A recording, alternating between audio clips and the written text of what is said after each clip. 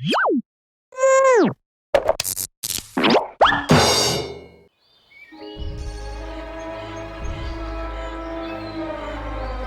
there! Oh, don't worry. This is not real. I was just watching a movie. Hey friends, the dinosaurs are extinct, but the myths surrounding them aren't. So why don't we bust some dino myths today? Zoom in! The word dinosaur is misinterpreted as terrible lizards. Well, dinosaurs were neither terrible nor lizards. The actual meaning of the word dinosaur is fearfully great. Well, many think that dinosaurs were huge, but you'd be surprised to know that Microraptor is the smallest species discovered yet. It's a crow-sized dinosaur from China. Many believe that humans and dinosaurs coexisted. Aha! Dinosaurs became extinct about 65 million years ago, whereas the first traces of human beings were just 6 million years old. I know it's kind of funny, but a myth says that the dinosaurs died because mammals ate their eggs. That's not true. Because the mammals that lived at that time were far too small to eat their eggs. Probably just 2 grams. See that? Well, that's a pterosaur. Flying reptiles are often confused to be dinosaurs. But that's not true. Marine reptiles such as plesiosaurs and ichthyosaurs weren't dinosaurs. Dinosaurs were terrestrial beings. Now comes the biggest myth. An asteroid impact alone resulted in the extinction of dinosaurs. Well, the impact could have killed a lot of dinosaurs. But many argue that the dinosaurs at that time were on the verge of extinction, and the after effects of the asteroid impact, such as giant tsunami, acidic rain, and a cloud of dust, played a major role in their extinction. Trivia time! The first dinosaur bone discovered was thought to come from an elephant. Not all dinosaurs had scales on their bodies. Some had feathers too. Hope the myths surrounding dinosaurs have become extinct in your minds now. Wait for more myths to be busted. This is me zooming out. I am the meteorite. Don't take me for a ride, 'cause I then turn into a meteor. Ha! I pass through the atmosphere of the earth. No, don't get scared, 'cause I then turn into a meteorite. That's right. Ha ha! Very well, Mr. Meteorite. Let me simplify your poem for my friends out here. Come, we'll talk about meteoroids, meteors, and meteorites today. Zoom in. A meteoroid is a small rocky solar object found in the asteroid belt between Mars and Jupiter. Whoa! Whoa! Yikes! Which is often known as the solar junkyard. When the molecules around the meteoroids rub against them, they start burning. When this burning meteoroid passes through the Earth's atmosphere, it is called a meteor. And when that meteor survives through the atmosphere and collides with the Earth's surface, it's called a meteorite. A meteoroid, a meteor, and a meteorite. Haven't you seen shooting stars? Wow! Well, those are actually meteors. Some meteors burn brighter than the rest, often known as fireballs. Some fireballs appear even brighter than the planet Venus. There's a small percentage of meteoroids that follow a particular path to the Earth's atmosphere and then back out again, and they are called grazing fireballs. About 25 million meteors enter the Earth's atmosphere every day, but most of them often burn up, giving out 1 million kilograms of dust per day that settles on the Earth's surface. So, who knows? The dust around you could be from space. The meteorites are classified into 3 types. The stony ones, the ones that have iron in them, and the magnetic ones. Trivia time! Asteroids are parent bodies of meteoroids. Nearly 500 meteorites reach Earth's surface every year, out of which only 5 to 6 reach the scientists for their study. I am the meteorite. I used to shine so bright. This earth is such a plight. I am the meteorite. I am the meteorite. I used to shine so bright. This is me Meteorite. zooming out. Ooh, that looks like a black hole. Oh no, I shouldn't be here. But I'm not gonna go before I tell you about black holes. Come with me. Zoom in. A black hole is formed when the core of a star collapses and the star explodes. Therefore, we can say that a black hole is born when a star dies. When a massive star reaches the end of its life, its core starts running out of fuel. The core is no longer able to hold the star back, resulting in its collapse. This gives birth to a mini black hole. With gravity running wild inside it, the black hole starts eating up everything that's left of the star. And it all happens in milliseconds. Even before the star can realize what's happening to it, it explodes. The explosion releases a tremendous amount of energy, even more than our sun can produce in its entire lifetime. Whoa! Isn't that crazy? Let me tell you a secret. You could turn into a black hole. Yup, the computer you're using, me, or anything around you that has matter has a Schwarzschild radius, also called the gravitational radius, which is the radius of the tiny sphere, into which if a mass of an object is compressed to fit in, its escape speed would be equal to the speed of light, which is way too much. But chances of you turning into a black hole are rare because of the tiny size of your Schwarzschild radius. Stuff that gets too close to a black hole gets sucked in because of the super humongous gravitational pull. So, nothing can escape a black hole, not even light. Hey, have you ever wondered what would happen if 2 black holes collided? Chances are that they might become one big, massive black hole, or probably put up a fight and send one of them hurtling away. The bigger, the mightier. Trivia time! Time runs differently near and inside a black hole, and this has a lot to do with gravity. The nearest black hole to Earth is 1,600 light years away. Don't worry, friends, that's too long a time. This is me zooming out. Twinkle, twinkle, little star, how I wonder what you are. Looks like the baby star has slept. But hey, you don't go to sleep, because I'm here to tell you about different types of stars in space. Exciting, isn't it?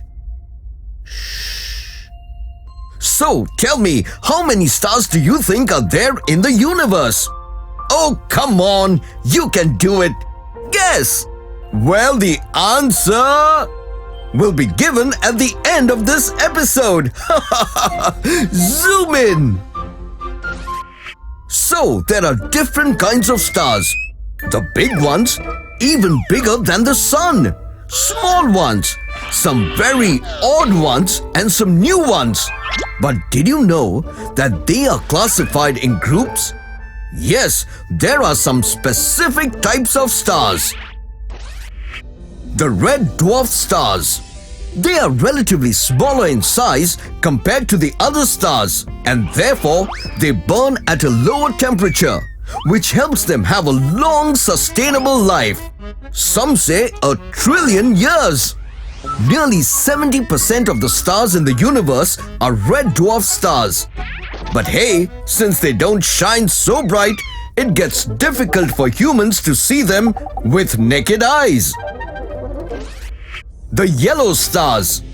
These are medium-sized stars and therefore burn at a medium temperature. There are yellow dwarf stars as well that are not giant stars. Our sun is one of them.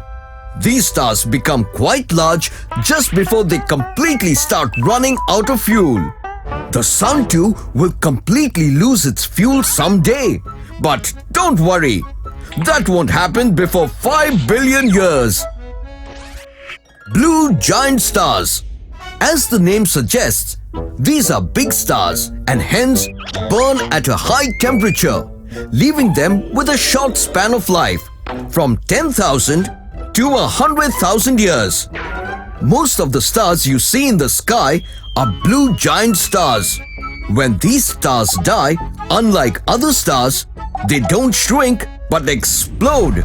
And this type of explosion illuminates the entire sky.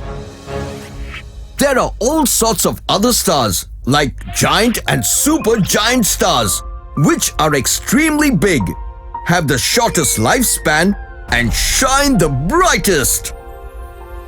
Trivia time!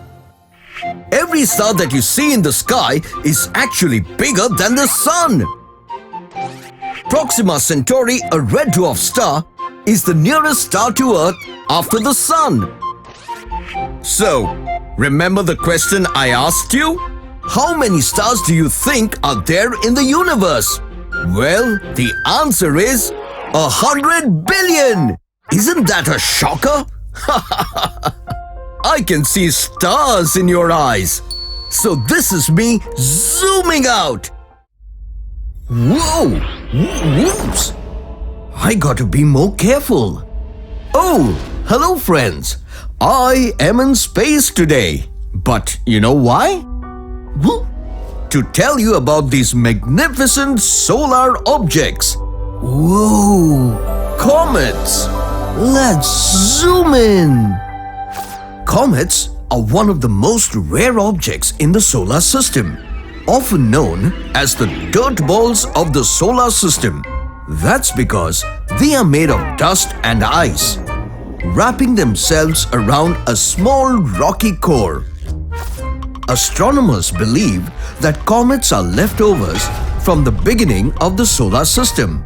But hey, they don't look like leftovers at all. They appear magical when they reflect light from the sun. That's right, comets do not have their own light. They are reflectors of light.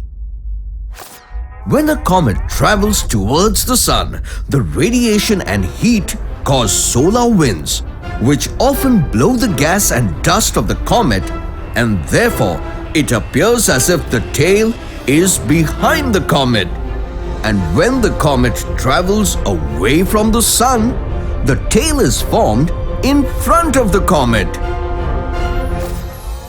Well, have you ever wondered where are comets usually found? Yes, they do orbit around the sun mostly, but they spend billions of years in the Kuiper belt or in the Oort clouds. The Kuiper belt is found beyond the orbit of Neptune. The Oort clouds are found in the outermost reaches of the sky. And comets live here because it's cold here. Unfortunately, they don't live long once they enter the warmer part of the solar system. traveling through the inner solar system eventually kills them. And after several thousand years, they melt. Oh. Trivia time! I know you wouldn't, but if you ever plan to go inside a comet, you'll be hit by microscopic pieces of dust. The name comet was given by Aristotle, meaning hair of the head. Hey, all my teeny tiny friends! The most famous comet, the Halley's Comet, will appear in the sky in 2061. But don't worry, you don't have to wait that much to see me the next time. This is me zooming out. Oh, it's dark here and I can't see you. Oh, wait. Hey there. Wonder what we do without lights, right? So come on, let's talk about light today. Zoom in. Light is a form of energy made of photons. A photon is the smallest unit of visible light. Now you ask me, how does light travel? Well, light is unique as it behaves both like a particle and a wave that behaves differently with different kinds of matter. If light hits an object and passes through it, that object is known as a transparent object. Let's do one thing. Take a glass of water and switch on a torch. See the light passing through? Well, this proves that water is transparent. There are certain objects through which light cannot pass, and it changes its path after hitting the object. These objects are called opaque objects, such as wood, the mobile you're using right now, and you as well. Yeah, humans are opaque as well. Some objects allow light to pass through them partially, and they are known as translucent objects, such as plastic, butter paper, and frosted glass. And do you know what travels the fastest? No, not a space rocket. Well, it's light. In vacuum where there's no obstacle, light travels at a speed of more than 0.1 million miles per second. Okay, so the distance between the Sun and Earth is 93 million miles. But it takes only 8 minutes for light to reach the Earth. That's a whooping speed, isn't it?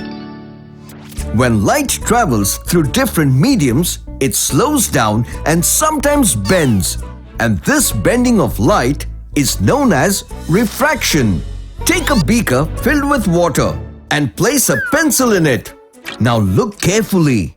Do you see a bend in the pencil? No, the pencil didn't bend. The light rays just got refracted. That's why you see the pencil bent. Trivia time! Did you know that humans are bioluminescent, which means that they emit light? But their glow is 1,000 times weaker than what the naked eye can register. Light takes approximately 1.2 seconds to reach the moon from the Earth. So friends, did I not light up your tickling brain cells today?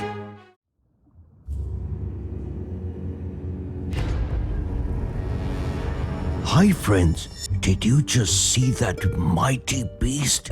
Well, that's a shark.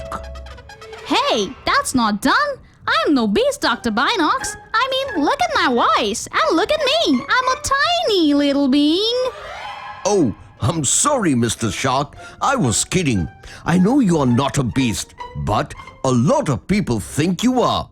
So why don't you clear that myth today, my friend? That's a good idea. Friends, wanna bust some myths about sharks today? I know you do. Come, zoom in. It is said that most sharks are man-eaters and they deliberately hunt humans, which is not completely true. Most sharks tend to eat fish or invertebrates such as squids or clams. If sharks happen to kill humans, it's mostly because of mistaken identity. Sharks mostly mistake humans to be some fish or another animal. I'm sure you would have heard that sharks have lots and lots of sharp pointed teeth. Well, not all sharks have icicle-like teeth. The basking shark has tiny teeth, which it does not even use for hunting or feeding. And the horned shark has molar-like teeth, which is used to crush its hard-shelled prey. It is often believed that sharks are indiscriminate killers. But most of the times, they are victims of massive hunting for their fins, which is made into shark soups. Whoa! Whoa! People claim that shark fins are tasty and have a lot of nutritional value, which is absolutely untrue. Shark fins are tasteless with absolutely no nutritional value. And if you think sharks have no predators, you're wrong. Humans are their biggest predators. If you actually look at numbers, you'll be surprised to know that sharks kill approximately 6 humans in 1 year, whereas humans kill about 100 million. Now, that's called being indiscriminate. Sharks also help a lot in maintaining the balance of life. Since they are the top of the food chain, they keep the marine population in check. Trivia time! There are approximately 500 species of shark, out of which white sharks, tiger sharks and bull sharks are the most dangerous ones. Sharks have an extremely strong sense of smell. Almost 2/3 of its brain is dedicated to the sense of smell. So friends, now you know that sharks are a lot more than their scary teeth. You're right, Dr. Binocs. Thanks for clearing the silly myths about me. I owe you one. Oh, come on, let's drink some soup. Oh, really? Soup? Not shark fin soup. Oh, there you go. Ha ha ha. So, this is me zooming out. Hello, kids. Won't it be great if we could just pack our bags and keep flying from place to place? Hey, but you can't do that because you don't have wings like me. Oh, yes, you're right. But there's one major difference between you and my friends out there. And that is? You're a migratory bird, silly. Ooh, oops. Why didn't that strike me? Doesn't matter. You go take your flight and I'll tell my friends all about birds like you. Oh, I feel so special, Dr. Binocs. Come, friends, let's know more about migratory birds. Zoom in. Migratory birds are those birds that travel from one place to another at regular intervals over long distances. And they migrate to escape the cold, harsh winter weather in search of food and a warm, cozy shelter. There are various types of migratory birds. Resident birds, pigeons and doves are good examples. These birds just don't migrate. They are able to find food and a warm shelter where they are staying. We might not travel a lot, Dr. Binocs, but we do spread love all around from place to place. Short-distant migrants. Robins are short-distant migrants. As the name suggests, these birds move only a short distance from lower elevations to mountainside. Hey, but don't you mistake me for a nightingale. I might look like one, but I'm not, okay? Oh, my friends won't. They are very smart. Aren't you guys? Medium-distant migrants. These birds travel over distances that cover several states. They don't really travel a lot, but not that they won't travel less. Isn't it, Mr. Blue Jay? You seem to know me quite well, Dr. Binocs. But there's one more secret about me. Wanna know? Sure, tell us. We are all waiting. I'm quite mischievous, Dr. Binocs, because I hunt more than I can eat. Long-distance migrants. These birds travel typically from United States and Canada to wintering grounds in Central and South America. The Arctic tern is an example of long-distance migrants. And I am the record holder for covering the longest distance of 44,000 miles. Oh my, that's huge! Just to let you know, the circumference of the Earth is approximately 29,000 miles. So imagine how much these birds travel. Trivia time! Before migrating, many birds enter a state of hyperphagia, where the hormone levels compel them to drastically increase their body weight to store fat to use as energy while traveling. And some birds also have the ability to sense the Earth's magnetic field to help them navigate. So I need to travel now. Wait till I come back next. I feel plants are the nicest beings on this planet. They never harm anyone. Rather, they get eaten all the time. Oops, I guess some eat too. And that's why I'm here today to tell you about plants that eat meat. Come with me. Zoom in. Plants that capture prey such as insects, spiders, mites and eat meat for their survival are known as insectivorous or carnivorous plants. Most of the carnivorous plants live in wet, boggy areas where the soil doesn't have much nutrients. They derive their nutrients from their prey and whatever little nutrients available to them through soil. They have a strong digestive system which helps break down complex food items. The different types of carnivorous plants are pitfall traps, popularly known as pitcher plants. They are pitcher plants because they look like pitcher-shaped vessels filled with fluid. The insect is lured by the syrupy fluid, and just when they come to drink it, they get drowned. Some pitcher plants have a lid on them to trap their prey. Flypaper traps. Some flypaper traps have leaves covered with a sticky substance on which the prey gets caught.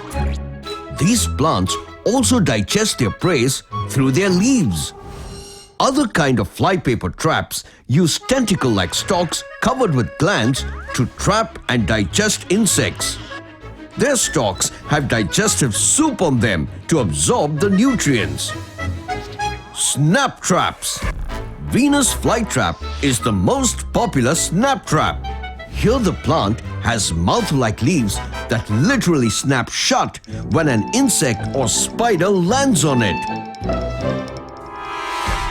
There are some snap traps that are found underwater, and they are known as water wheel plants. They do the same thing but underwater. Bladder traps. Plants of this kind work in the most interesting way, where there are sacs on the plant known as bladders that create vacuum and suck the insect to digest it later.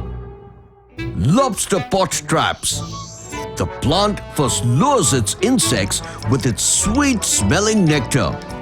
Once the insect is trapped inside, it sees light shining through the leaves, which looks like exits. To escape, the insect travels towards the light, which is nothing but another trap. This is the plant's way of actually misdirecting the insect to the inside of the pitcher, where it is caught and eaten by the digestive liquids. Trivia time! Some pitcher plants are so large they can catch and consume rats and frogs. Some carnivorous plants reflect ultraviolet light to attract their prey. Hey, don't go there! Wait, I'll help you. Ugh. Oh, let go. Ugh. So, this is me zooming out. Oh, who's that? Hey, you're disturbing the air around us.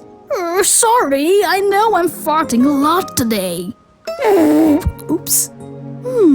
Guess you took in a lot of carbon dioxide for lunch yesterday. Oh, yeah, could be. Did you just hear them, friends? Oh no, not their farts. And that reminds me that I need to tell you about the process of excretion in plants. Come with me.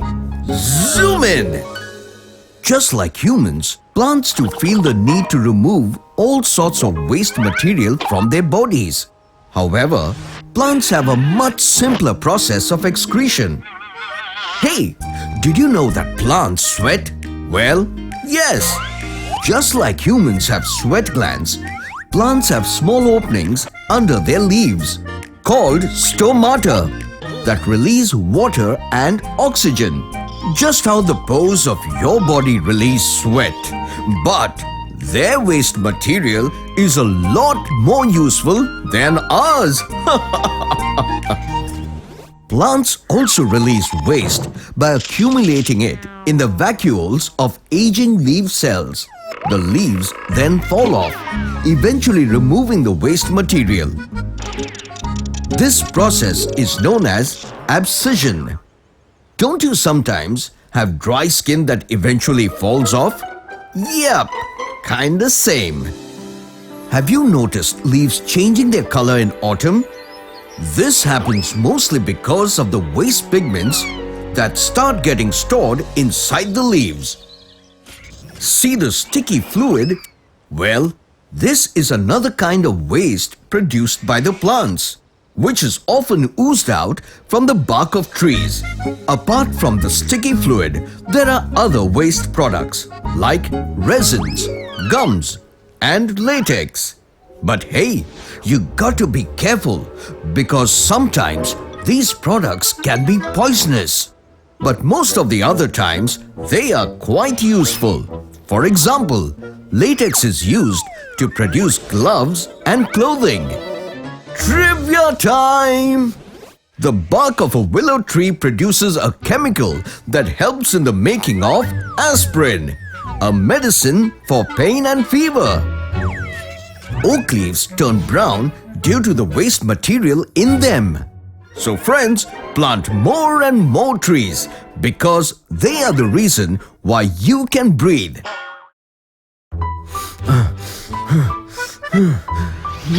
Breathe in, breathe out. That's what I say throughout. Breathe in, breathe out. That's what I say throughout. Phew.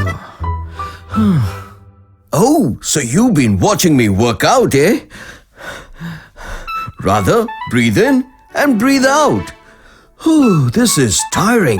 So, anyways, why don't we talk about breathing today? Still can't get a hint? Well, today we talk about the human respiratory system. Zoom in! Alright, do this. Right now, I'm watching you. Just start running wherever you are. Run, run, run, run, run, run. Now stop. Isn't your breathing heavy?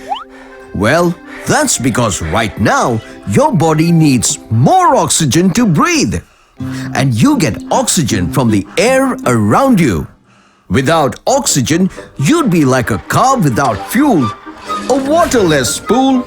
And wouldn't that be uncool? One of the major reasons why you're alive is oxygen. So, take a deep breath in. When you breathe in, you take in oxygen present in the air. The air then passes through your nostrils. There are tiny hair present in your nostrils that obstruct all the dust particles. Then the air travels through the windpipe, also called the trachea, which filters the air inhaled. The trachea branches out to two tubes called bronchi, where tiny hair called cilia move back and forth, moving the mucus inside. The mucus is a sticky substance that collects germs and other particles that might harm the lungs. The bronchi then carry air into each lung. The right lung has 3 lobes, whereas the left lung has 2 lobes. The left lung is slightly smaller in size to give space to the heart. These lobes are filled with small and spongy air sacs called alveoli, where the exchange of oxygen and carbon dioxide happens. It is here the blood picks up oxygen and lets go of carbon dioxide. Just beneath the lungs, there is a dome-shaped muscle called diaphragm that contracts when you breathe in and expands when you breathe out. It also separates the chest cavity from the abdominal cavity. Trivia time!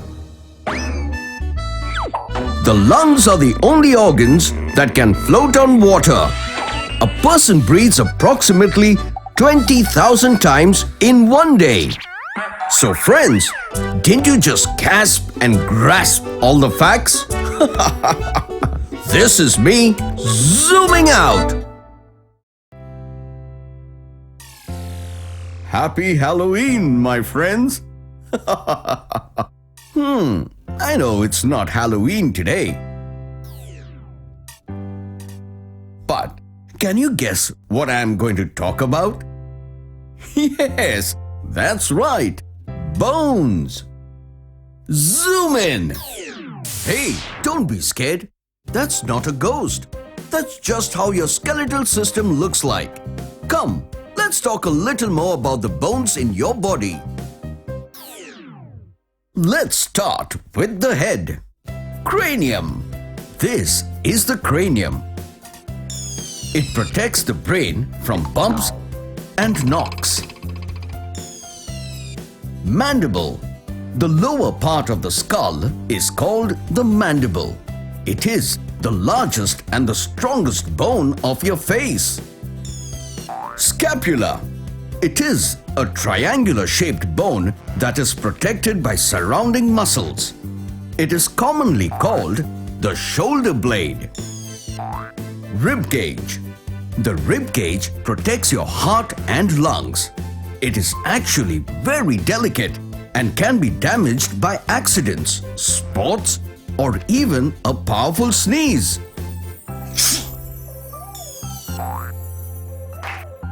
The arm consists of 3 large bones. The humerus bone forms the upper arm. The radius and the ulna are the 2 bones which form the lower arm. You have 1 radius and 1 ulna in each arm. The radius and ulna bones connect between the elbow joint and the wrist. Your palm consists of 3 groups of bones: carpals, metacarpals, and phalanges. Femur. The femur or thigh bone is the longest, heaviest, and strongest bone in the entire human body. All of the body's weight is supported by the femurs during many activities, such as running, jumping, walking, and standing.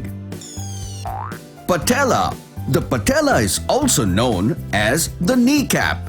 It is a thick, circular, triangular bone which covers and protects the surface of the knee joint.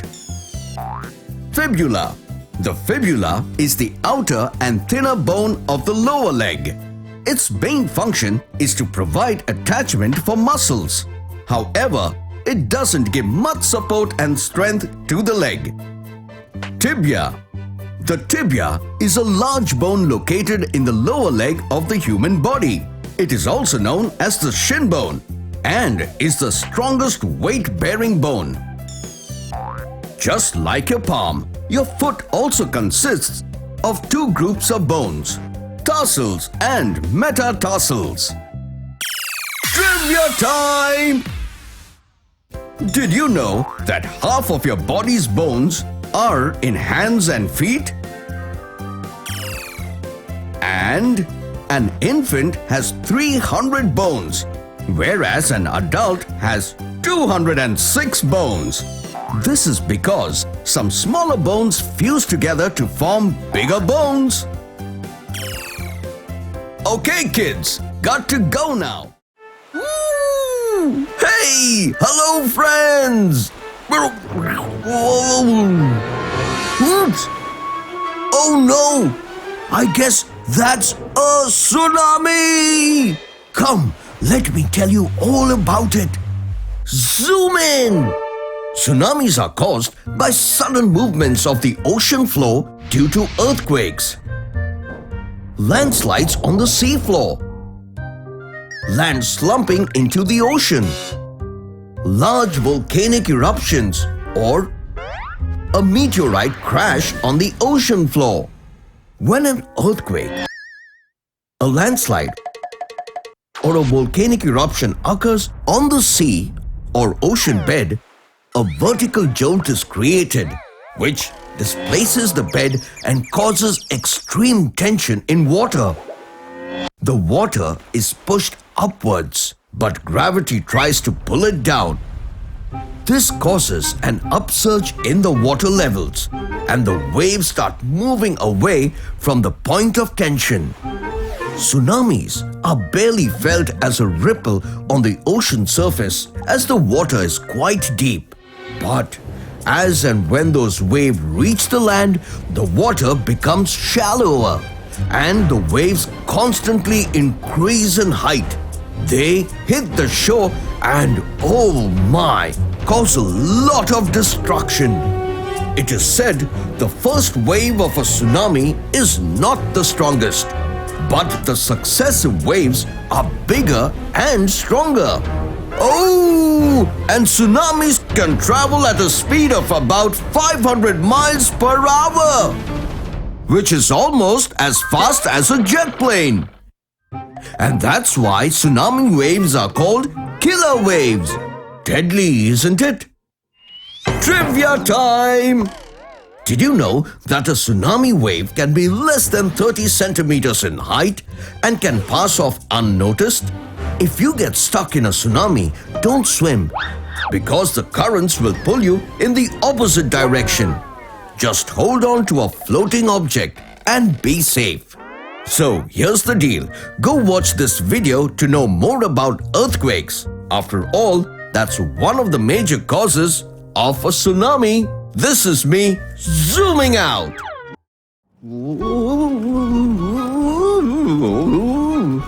Hello? It's quite windy today, so I thought I'll take a quick flight. Ooh, it sure is windy. Oh no, it's a storm! You mean hurricane? Hurricane, storm, whatever, just run! You mean fly? Oh, forget it, just come, Dr. Binocs. Oh, okay. Well, that reminds me that today's topic is hurricane. Zoom in. Whoa! A hurricane is a huge storm that generally forms over warm ocean waters near the equator. The warm air above the ocean rises upward, thus creating an area of low pressure below. Air from the surrounding areas push in and try to fill the area with low air pressure, which now becomes warm and moist and rises too. As the moist air rises, the surrounding air again tries to fill in, and this process continues till the water in the air forms clouds. Soon the clouds and winds spin around, fueled by the ocean's heat and water vapor. Therefore, hurricanes could also be called giant engines that use warm and moist air as their fuel. When we see from the top, hurricanes can be as huge as 300 miles wide. The center of the hurricane is called the eye of the hurricane, which is the calmest part. The eye wall surrounds the eye, where the most damaging winds are found. It can range anywhere from 5 to 30 miles. Then comes the rain bands, which surround the eye wall. These bands are a series of dense clouds that give a pinwheel-like appearance to the hurricane, which range from 50 to 300 miles.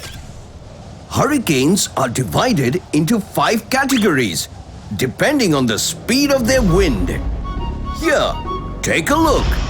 Category 3, 4, and 5 are the most dangerous ones. Trivia time! A huge hurricane can release energy equivalent to 10 atomic bombs per second. Hurricanes in the Pacific Ocean are known as typhoons. Whoa! So this is me zooming out.